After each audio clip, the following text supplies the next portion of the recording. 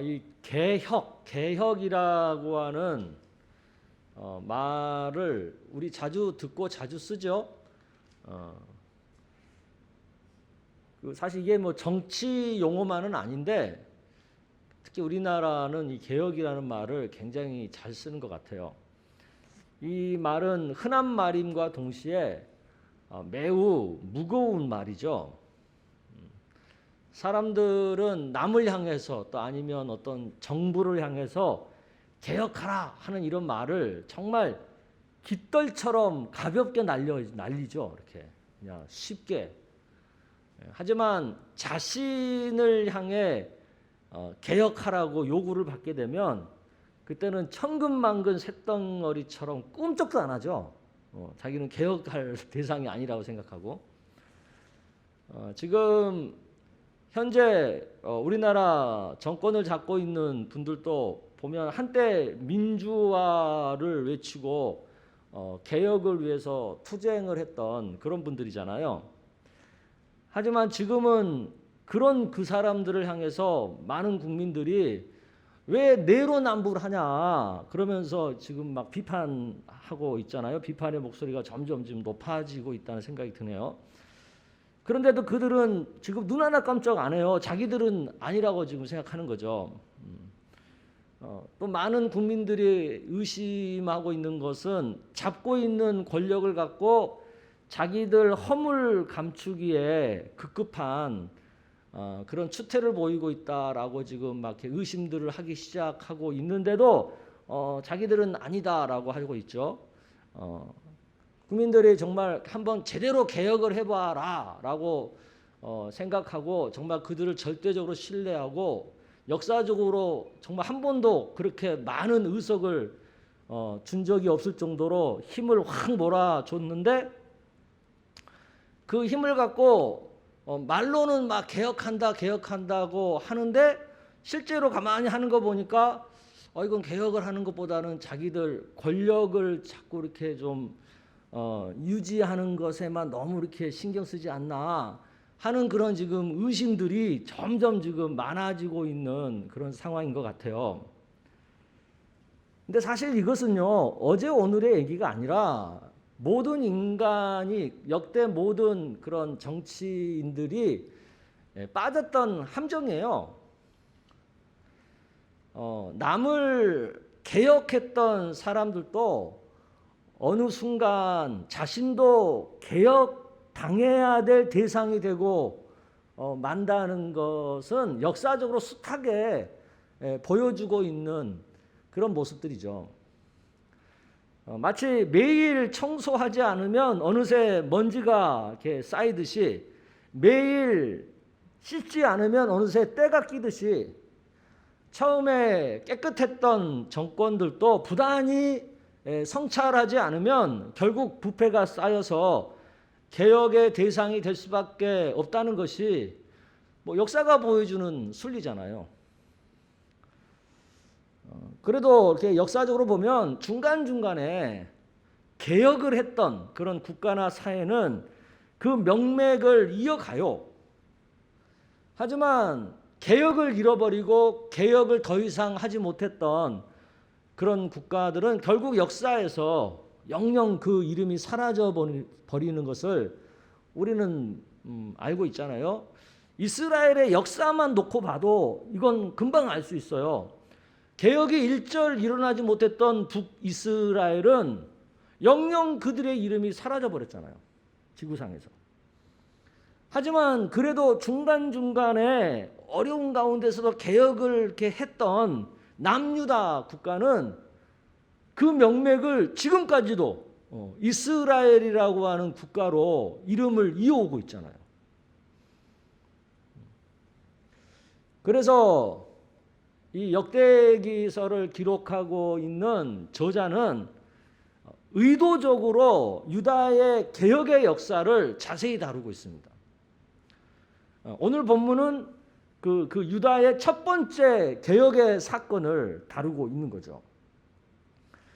그러면 왜 유다 국가가 다윗이 그렇게 믿음으로 견고한 믿음으로 세워서 하나님만을 철저하게 믿기로 하고 견고하게 세워졌던 그 유다 국가가 지금에 와서는 개혁이 필요한 상황이 되었을까? 그 생각을 우리가 해봐야겠죠? 그 첫 번째 이유가 뭐냐면 악한 아합의 딸인 아달랴라고 하는 한 여인이 유다의 왕권을 무너뜨려 버린 거예요. 유다의 왕은 반드시 누가 되어야 돼요? 하나님께서 다윗과 맺은 언약에 따르면 반드시 다윗의 자손 중에서 왕이 나와야만 하는 거예요. 그게 하나님과 다윗 사이에 맺은 언약의 내용이잖아요. 그런데 이 아달랴라고 하는 여인이 다윗의 자손 중에서 왕이 될 자격을 갖고 있는 왕자들을요 다 죽인 거예요. 그리고는 자기가 왕이 돼갖고 왕 노릇하는 있는 거죠. 지금 그런 상황이 벌어진 거예요. 이 상황은 뭡니까? 하나님의 언약을 정면으로 깨는 거예요. 그러니까 유다 입장에서는 절대 용납될 수 없는 마지노선을 넘은 거예요. 역대하 22장 10절에서 12절에 보면 그런 얘기들이 좀 나오죠. 여러분들의 이해를 위해서 우리 한 절씩 볼게요. 아하시아의 어머니 아달랴가 자기의 아들이 죽은 것을 보고 일어나 유다 집의 왕국의 씨를 모두 진멸하였으나 왕의 딸 여호사브앗이 아하시아의 아들 요아스를 왕자들이 죽임을 당하는 중에서 몰래 빼내어 그와 그의 유모를 침실에 숨겨 아달랴를 피하게 하였으므로 아달랴가 그를 죽이지 못하였더라. 여호사브앗은 여호람 왕의 딸이요 아하시아의 누이요 제사장 여호야다의 아내이더라. 12절입니다. 요아스가 그들과 함께 하나님의 전에 6년을 숨어 있는 동안에 아달랴가 뭐라고요? 나라를 다스렸더라. 그러니까 유다 왕이 계승이 지금 끊기고 아달랴라고 하는 전혀 이방 여자잖아요. 원래 이 사람은 이방 사람이 와서 지금 남유다를 왕 노릇하고 있는 상황이 된 거예요. 두 번째 이유는 뭡니까? 이 아달랴가 아무리 이방이라도 그래도 하나님을 잘 믿게끔 하고 그러면은 또 희망이 있을 텐데 이 아달랴가 그러지 않고 유다 전역에 바알을 위한 신당을 세우고 바알 제사장을 세워서 하나님은 버리고 우상을 섬기게끔 정책을 피는 거예요. 유다는 어떤 나라입니까? 하나님을 섬기는 나라여야 되잖아요. 하나님 말씀으로 통치가 되어지는 그런 나라가 되어야 되는 거잖아요. 지금 하나님은 그래서 유다라고 하는 국가를 선택한 거니까. 그런데 아달랴가 하나님을 버리게 하고 하나님을 떠나게 만들고 반대로 우상을 숭배하는 나라가 되게끔 지금 나라를 다스리고 있는 거예요. 그러니까 이것을 그럼 어떻게 해요? 이거 방관할 수가 없는 거잖아요.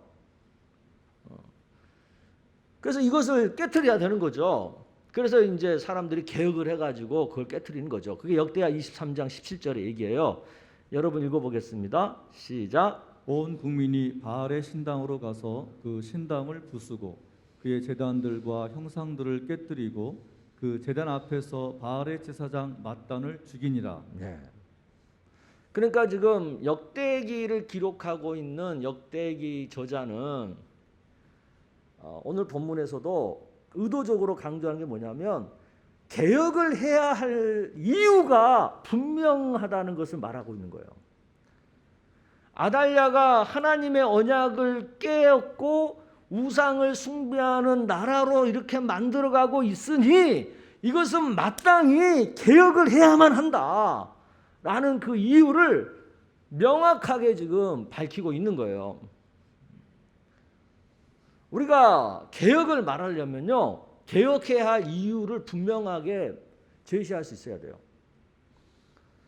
우리 국민들이 몇 년 전에 정말 추운 겨울에도 광화문 거기 앞에 모여서 촛불을 들고 개혁을 요구했잖아요. 그때 요구했던 개혁의 이유가 뭐였어요? 국정농단을 개혁하라는 거였잖아요. 국정농단. 정해진 법과 절차를 무시하고 소수 몇 사람에 의해서 국정이 좌지우지되는 것을 개혁해라. 그건 아니다. 그건 민주적인 절차와 법이 말하고 있는 그런 것을 다 무시하는 행동이니까 그거 바꿔라. 그래서 촛불을 들고 국민들이 모여서 평화적인 시위를 한 거잖아요. 이것이 개혁의 분명한 이유였던 거거든요. 그러니까 그것에 많은 국민들이 호응을 했던 거고, 그래서 이런 개혁을 하라고 국민들이 지금의 현 정권을 세워준 거잖아요. 그러면 지금 정권을 잡은 분들은 어떻게 해야 돼요? 그 개혁을 해야 되잖아요. 법치주의에 따른 법과 민주주의에 따른 절차를 잘 지키면서 국정을 운영해야 되잖아요. 아무리 개혁이 좋고 아무리 그들이 좋은 목적의 정책을 핀다 하더라도 어떤 법과 절차를 존중하지 않고 그것을 따르지 않고 그걸 하겠다고 하면 그게 벌써 자기들도 똑같은 농단이 되는 거거든요. 그런데 지금 좀 우려스러운 건 뭐냐면 국회는 국회대로 법안 처리를 하고 입법 활동하는 걸 가만히 보면 여야와 이렇게 의논하고 협의하고 이렇게 해서 절차에 따라서 하려고 하는 것보다는 뭐가 좀 잘 안 되고 야당이 조금 말 안 듣고 그러면 그냥 단독으로 처리해버리고,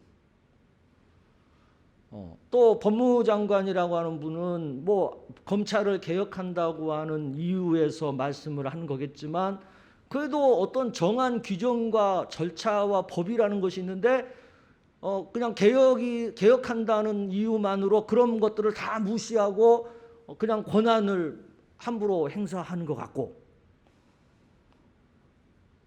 걱정되는 거죠. 아무리 목적이 선하고 아무리 개혁을 한다 하더라도 법과 절차를 지키지 않고 그런 일들이 진행이 되면 결국은 그것도 하나의 농단이 되는 거거든요. 그럴 위험성이 많은 거거든요.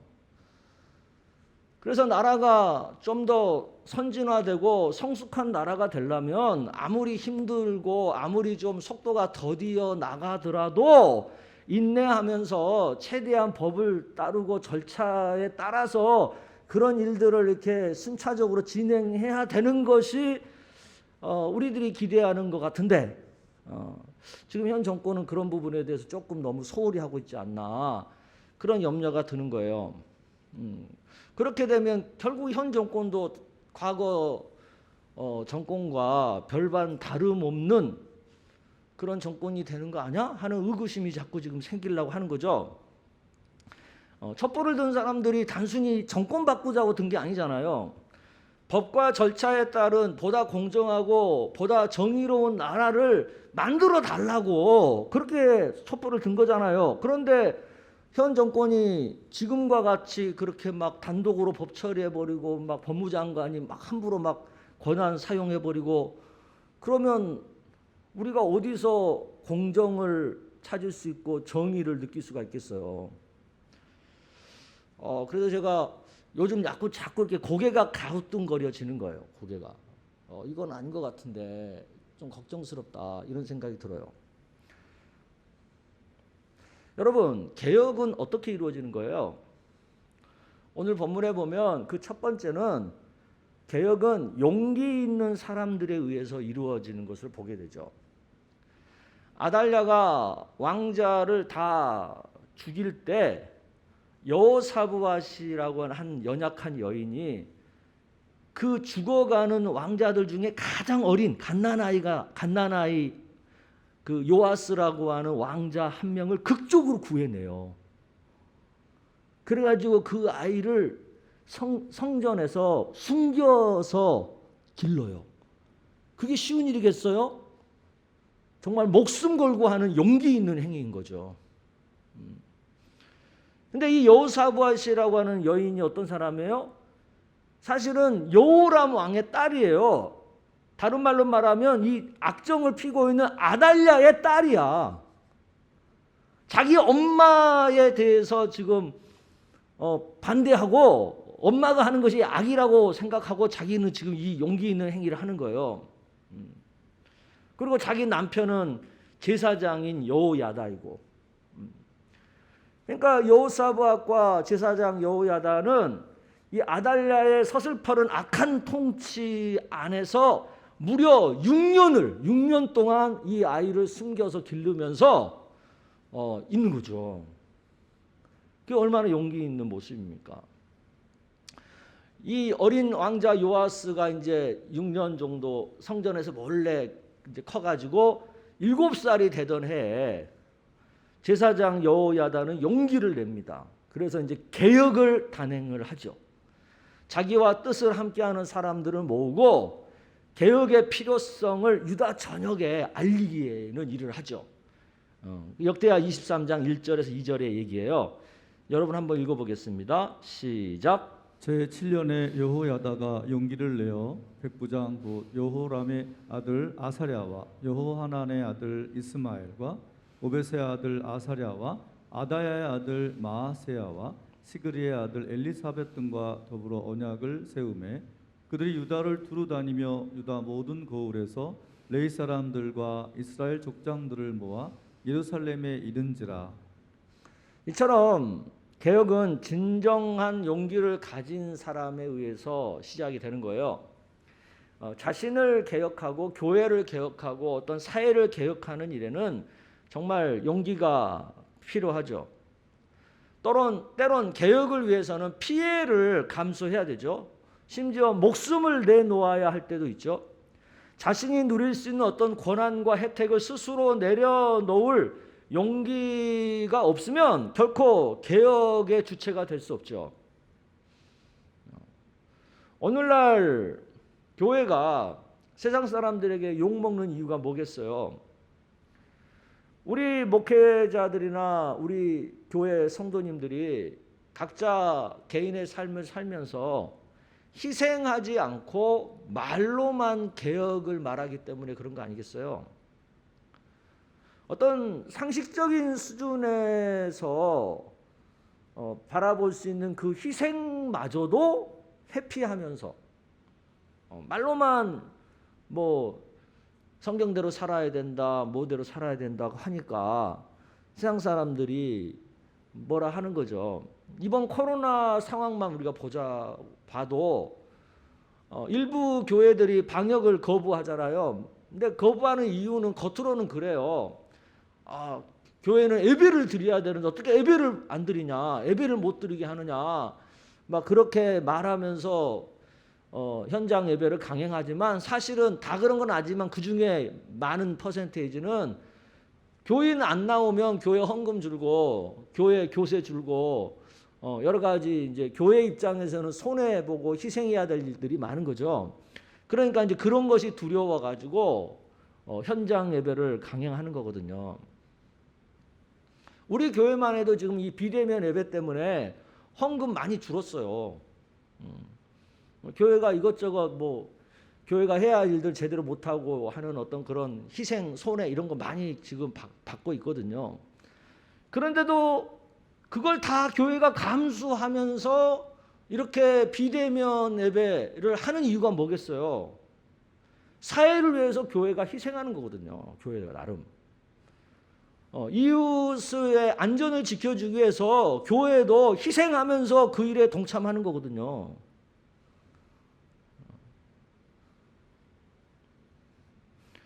우리 기독교인들이 좀 간과하고 있는 것 같아서 제가 분명하게 좀 짚고 넘어가고 싶은 말이 있는데요. 우리나라는 법적으로 보면 기독교 국가가 아니에요. 우리 국교가 기독교가 아니라고. 물론 헌법은 종교의 자유를 보장하고 있죠. 그렇다고 기독교를 국교라고 말하지 않거든요. 그런데 우리나라의 한국 기독교인들 중에 많은 분들은 착각하고 있는 것 같아요. 한국의 교회가 마치 성경에 나오는 이스라엘과 같은 이스라엘처럼 나라 전체가 하나님을 믿는 국교인 것과 같은 그런 것으로 착각하고 있는 것 같아요. 근데 이건 자의적 해석이에요. 물론 우리 한국 기독교가 과거 선교 초기보다는 그 유상이 많이 높아졌어요. 하지만 그렇다고 해서 모든 것을 기독교 유주로 모든 걸 할 수 있다? 이건 아니거든요. 이걸 우리가 간과해서는 안 되는 거예요. 예수님이 제자들을 세상에 보내면서 당부하신 말씀 있잖아요. 너희들은 세상에서 비둘기처럼 순결하고 뱀처럼 지혜롭게 행하라. 그 예수님이 왜 그 얘기를 하셨겠어요? 지금은 우리는 세상 속에 특히 이 대한민국의 상황에서 비둘기처럼 순결하게만 살 수 있는 처지가 못 돼요. 정말 뱀처럼 지혜롭게 해야 할 그런 상황들이 너무 널려 있어요. 그런데 많은 분들이 착각하는 것 중에 하나가 비둘기처럼 순결하게만 살겠다고 하는 것이 진정한 용기이다라고만 생각한다는 거예요. 아니에요. 때로는 뱀처럼 지혜롭게 처신하는 것이 더 용기일 때도 있어요. 지금 대한민국에 사는 우리 기독교인들은 이런 면을 좀 고려하면서 지금 당장만 보지 말고 장래 한국 기독교가 우리 후손들이 한국에서 신앙생활하기에 어떻게 우리가 처신해야 더 유리한 것인지를 생각하면서 좀 말하고 행동했으면 좋겠어요. 나만 생각하지 말고, 내 교회만 생각하지 말고.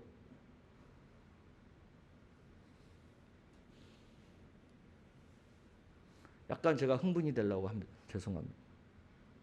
너무 자기만 생각해. 우리 다음 세대의 신앙생활의 환경도 생각해 줘야 되잖아요. 또 오늘 본문에서 우리가 두 번째로 성경이 말하는 개혁의 목적이 뭐냐, 그것을 좀 봐야 되는데 분명하게 얘기하죠. 하나님 말씀을 이루는 것이 개혁의 목적이다. 즉 하나님 말씀이 다스리는 하나님의 나라가 이루어지게 하는 것이 개혁의 목적이어야 한다라는 것을 말하죠. 개혁의 깃발을 들었던 여호야다가 분명하게 밝힌 개혁의 목적 3절에 나오잖아요. 여러분 3절 읽어보겠습니다. 시작. 온 회중이 하나님의 전에서 왕과 언약을 세우매 여호야다가 무리에게 이르되 여호와께서 다윗의 자손에게 대하여 말씀하신 대로 왕자가 즉위하여야 할지니. 네. 그러니까 여호야다는 하나님 말씀대로 하기 위해서 다윗의 자손인 여호아스가 왕이 되어야 한다라는 걸 말하는 거예요. 단지 자기가 6년 동안 숨겨서 키웠고 자기 친직이고 자기가 좋아하고 자기가 지지해서가 아니라 하나님 말씀대로 하기 위해서 요아스가 왕이 되어야 한다라는 것을 강조하는 거예요. 정치인들은 자신들의 정권을 잡기 위해서 개혁을 외쳐요. 그거에 속아 넘어가서는 안 돼요. 경제인들은요, 보다 많은 부의 획득을 위해서 개혁을 요구하는 거예요. 동성애자들은 자신들의 성적 취향을 위해서 또 개혁을 주장하죠. 이들은 똑같이 저마다 개혁 말하지만 사실은 그들이 생각하는 개혁의 목적은 결국은 자기 유익에 맞닿아 있어요. 그러다 보니까 처음은 개혁이었지만 나중은 결국 자기 유익을 탐하는 것으로 이루고 마는 거예요. 그러니까 개혁의 취지가 전도되고 마는 거죠. 그러니까 개혁의 목적이 진리를 따르는 것이 아니라 자기의 유익을 따르는 것이 되다 보면 결국은 나중에는 기득권 싸움에 빠지고 마는 거예요. 하지만 성경이 말하는 개혁의 목적은 분명하죠. 어떤 정치 제도나 어떤 정치인, 어떤 권력자를 바꾸는 것 자체가 개혁의 목적은 아니라는 거예요. 개혁의 목적은 하나님 말씀을 이루는 것이어야 한다는 것을 얘기하는 거예요. 그래서 종교 개혁을 주도했던 마틴 루터가 제일 먼저 했던 사역이 있어요. 그게 뭔지 아세요? 하나님 말씀인 성경을 일반 사람들도 읽을 수 있도록 라틴어로 기록되어 있었던 성경을 누구나 읽을 수 있는 독일어 성경으로 번역하는 거였어요. 왜? 개혁을 하려면, 개혁하는 삶을 살려면 먼저 사람들이 하나님 말씀을 알아야 되기 때문에. 그러므로 우리 그리스도인들이 날마다 자신을 개혁하는 삶을 살려 한다면 먼저 매일 하나님 말씀 앞에서 자신을 성찰하는 시간을 규칙적으로 가져야 하는 거예요.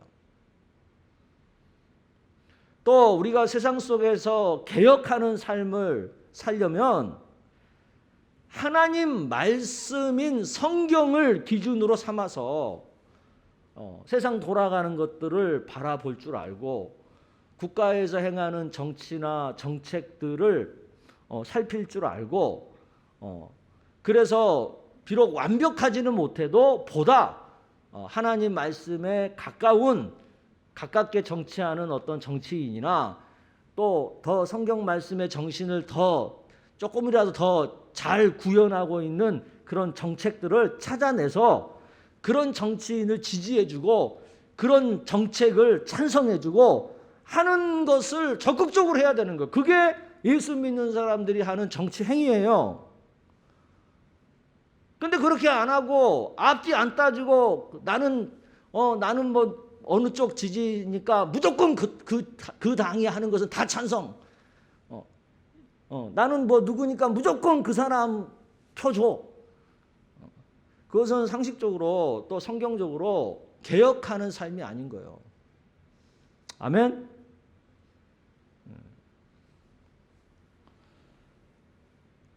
세 번째, 개혁을 위한 구체적인 행동을 오늘 성경에 보면은 실천을 하고 있잖아요. 여호야다는 개혁을 위해서 같은 뜻을 가진 사람들을 모으죠. 그리고 요아스를 왕으로 옹립하는 구체적인 계획과 전략을 세우죠. 그리고 아달랴를 죽이고 바알 신당과 우상을 부수고 바알 제사장을 처단하죠. 그리고 새로 그 왕이 된 요아스를 중심으로 해서 그동안 무너졌던 여호와의 전을 수리하고 중단되었던 제사를 다시 회복시키죠. 역대하 24장 14절이 그 얘기예요. 여러분 읽어보겠습니다. 시작. 공사를 마친 후에 그 남은 돈을 왕과 여호야다 앞으로 가져왔으므로 그것으로 여호와의 전에 쓸 그릇을 만들었으니 곧 섬겨 제사 드리는 그릇이며 또 숟가락과 금은 그릇들이라. 여호야다가 세상에 사는 모든 날에 여호와의 전에 항상 번제를 드렸더라. 이처럼 우리도요, 개혁을 하는 삶을 살려면 구체적인 행동을 작은 것이라도 실천할 줄 알아야 돼요. 말로만 개혁 외친다고 개혁이 되는 게 아니거든요. 노골적으로 그리고 심각하게 하나님 말씀을 훼손시키고 정면으로 하나님을 대적하는 입장을 표방하는 어떤 정치 세력이나 권력자들 앞에서는요, 우리의 목소리를 낼 줄 알아야 돼요. 만약 어떤 권력자가 이런 것들을 강제로 우리에게 요구하고 강제를 하잖아요. 그때는 우리 그리스도인들은 죽을 각오를 하고서라도 그런 권력자와 맞서야 할 때가 있겠죠. 지금 대한민국 정치인 가운데는요, 노골적으로 반성경적인 의도를 가지고 정책을 만들고 입법 활동하는 사람들이 있어요. 자기 입으로도 자기는 안티 기독교라고 말하니까. 그런 시도들에 대해서 우리 기독교인들은 분명하게 반대 목소리를 내는 것이 맞죠. 하지만 이것도 좀 지혜롭게, 뱀처럼 지혜롭게 할 필요가 있다는 거예요. 막무가내로 반대만 한다고 되는 게 아니니까. 의도적으로 반기독교 입장에서 정책을 만들고 법을 만들어서 집행하려고 하는 사람들은요, 굉장히 치밀하고 전략적으로 움직이고 있거든요. 근데 그것에 반해서 우리 기독교는요, 너무나 순진하게 그들을 상대하고 있어요. 그러다 보니까 괜한 오해만 받는 경우가 많죠. 그 대표적인 예가 포괄적 차별금지법을 우리가 반대하다가 오히려 기독교가 지금 오해를 받고 있잖아요. 우리 기독교인들이 포괄적 차별금지법을 반대한다고 하니까 세상 사람들 우리를 어떻게 오해해요? 기독교는 차별하는 것을 찬성하는 이상한 광신도 집단이다, 이렇게 지금 보고 있는 거 아닙니까? 아니, 누가 우리 기독교인 중에서 누가 차별하는 것을 좋아해요? 누가 차별하는 것을 찬성해요?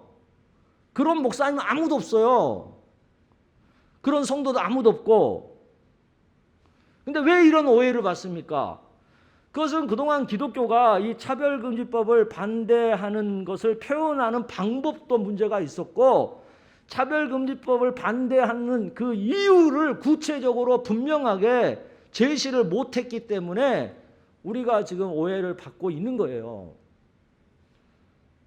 그래서 제가 이 시간 적어도 우리 기독교인들 중에, 우리 풍성교인들 중에서도 이 부분에 대해서 헷갈리고 있는 분들이 의외로 많다는 생각이 들어서 좀 제가 정리를 해드릴 테니까 좀 잘 들었으면 좋겠습니다. 기독교는요, 차별 금지 자체를 반대하는 게 아니에요. 차별 금지해야죠. 어떻게 사람을 서로 막 차별하고 삽니까? 차별 금지 자체를 반대하지 않고 뭘 반대하느냐?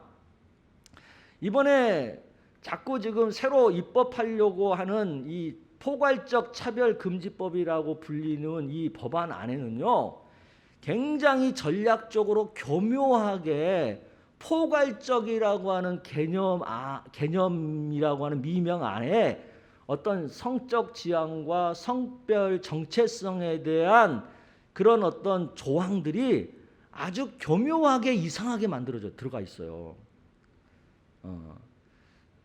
그게 어떻게 이상한 거냐면, 지금 우리가 일반적으로 우리 기독교뿐만 아니라 우리 사회 전체가 보편적으로 인정하고 있는 성개념이 있잖아요. 남성, 여성, 뭐 이런 정상적인 성개념, 그런 정상적이고 보편적인 성개념을 심각하게 훼손시키는 내용이 거기에 숨겨져 있는 거예요. 그것 중에 하나가 뭐냐면, 포괄적 금지법 안에는요, 동성애를 찬성하는 것만 가능하고, 그것에 대해서 반대하거나 그것에 대해서 나는 싫다라고 표현하는 것은 불가능하게 만들어놨어요. 그러니까 결국은 역차별을 당하게 만들어 놓은 거예요. 그리고 사실은 이미 우리가 갖고 있는 다른 법 테두리 안에서도 그 동성애자들을 충분히 보호할 수 있는 장치가 되어 있는데, 그것은 다 무시하고 하나도 없는 것처럼 하고, 이거 아니면 동성애자를 보호할 수 없다라는 식으로 오도하고 있는 거예요. 우리 기독교는 동성애자들이 보호받는 것을 반대한 적이 한 번도 없어요. 기독교는 동성애라는 이유만으로 어떤 차별을 해서는 안 된다고 우리도 생각해요.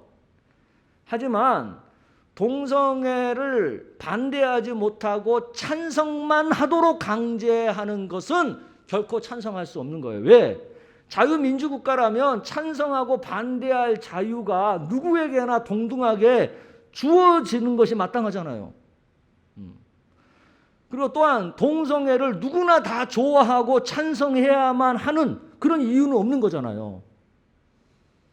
싫으면 싫다고 표현할 수 있고 아니면 아니라고 말할 수 있어야 되는 거 아니겠어요?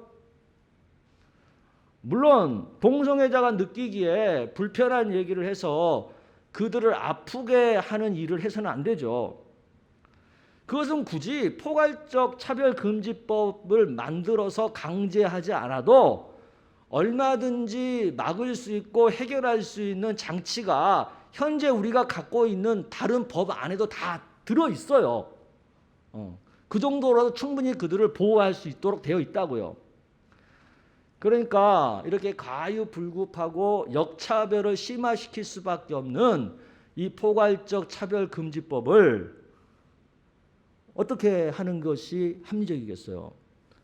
그냥 수수방관하고 그대로 내버려 두는 게 합리적이에요? 아니면 이런 어떤 부작용과 심각한 역차별의 문제점이 있으니까 책임감을 가지고 반대하는 것이 합리적이에요? 당연히 건강하고 건전한 사회에서 자녀를 키우고 살기를 원하는 상식을 가진 사람이라면 반대하는 것이 당연한 거 아니겠어요? 그러니까 사실은 기독교가요, 오히려 더 사회에 대한 건전한 책임감을 가지고 이 문제를 반대해 주고 있는 거예요. 고마운 거예요, 사실은. 근데 사람들이 이 진리를 제대로 이해를 못 해가지고 기독교를 지금 오해하고 있는 거죠. 우리 주변에는 하나님 말씀을 훼손하고 하나님을 대적하는 사탄의 통치가 항상 움직이고 있다는 것을 우리는 알 필요가 있어요. 우리는 개인의 삶 속에서 작은 것이라도 이런 것들을 찾아내고 이런 것들을 맞서서 하나님 말씀대로 살고자 힘쓸 필요가 있는 거죠. 우리가 그렇게 할 때에 세상 가운데서 사탄이 통치하는 그 가운데서도 하나님 말씀이 통치하는 하나님 나라가 세워지게 되고 그것이 바로 성경이 말하는 개혁인 거예요. 아멘? 네. 개혁은 결코 멈출 수 없고 계속 되어져야만 해요. 그 이유가 왜 그런 줄 아세요? 우리 사람은 연약하고 부패하여서 항상 죄에 빠지기 쉽기 때문입니다. 그 예로 오늘을 보자고요. 여호야다와 함께 개혁에 앞장섰던 요아스 왕을 한번 보세요.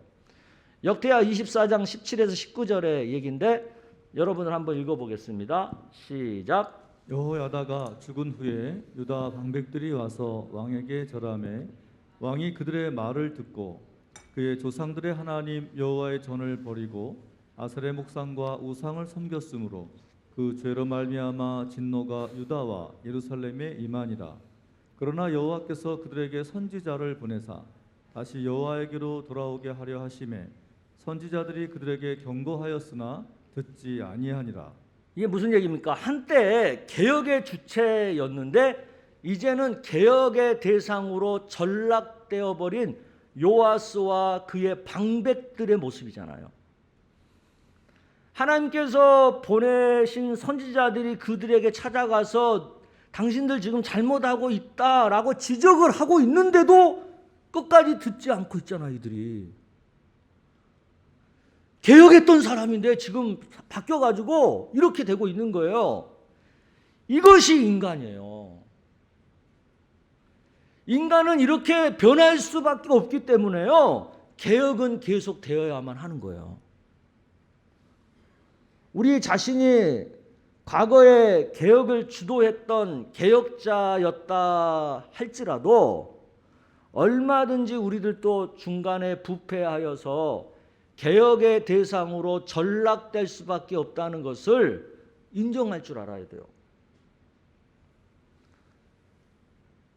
매일 매순간 하나님 말씀 앞에서 자신을 철저히 성찰하지 않으면 권력의 달콤한 맛에 취하여서 기득권을 용기 있게 내려놓지 못하면 사람은 누구나 부패하게 되어 있기 때문에 어느 순간에 자기도 모르는 순간에 자기가 개혁당할 상태로 떨어질 수밖에 없다는 것을 알아야 돼요.